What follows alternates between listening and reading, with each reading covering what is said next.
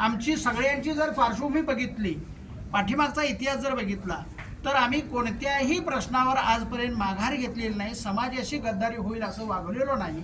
आणि त्यामुळं समाजाचं हित हे आमचं हित आहे. समाजाचा जो फायदा आहे तो आमचा फायदा आहे. त्यामुळं आम्हाला या राजकीय पक्षाकडून कोणत्याही प्रकारचा तोटा जरी झाला तरी तो तोटा सहन करायची समाज म्हणून आमची तयारी आहे. समाज म्हणून आम्ही कदापि माघार घेणार नाही. आणि तडजोड हा शब्द इथं बसलेल्या कोणत्याही नेत्याच्या डिक्शनरीमध्ये नाही.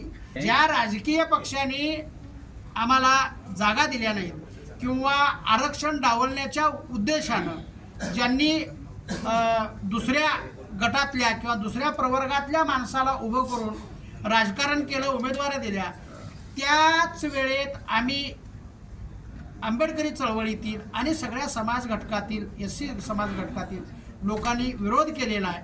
आणि तो विरोध काही पेपरमध्ये सुद्धा छापून आलेला आहे. हे सुद्धा आपण विसरू नये. कारण आम्ही अन्याय सहन करणारे नाही आहोत, अन्यायाला वाचा फोडणारे आहोत. आणि अन्यायाला वाचा फोडत जरी असलो तरी मीडिया ही म्हणजे आमच्या बरोबर कायम राहावी अशी आमची इच्छा आहे.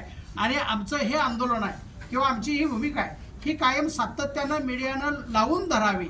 आणि हे इथून पुढं असं होऊ नये यासाठी आपण सगळ्यांनी एकत्रितपणे लोकराजा छत्रपती शाहूराजाच्या जन्मभूमीमध्ये आपण एकत्रितपणे काम करूया एवढी माफक इच्छा व्यक्त करतो. आणि तडजोड नावाचा शब्द पुन्हा एकदा सांगतो, आमच्या डिक्शनरीमध्ये नाही.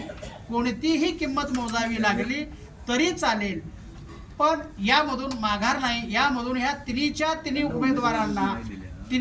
उमेदवारांना अवैध करून रस्त्यावरची लढाई आमची संपेल, अन्यथा संपणार नाही. ही सुरुवात आहे.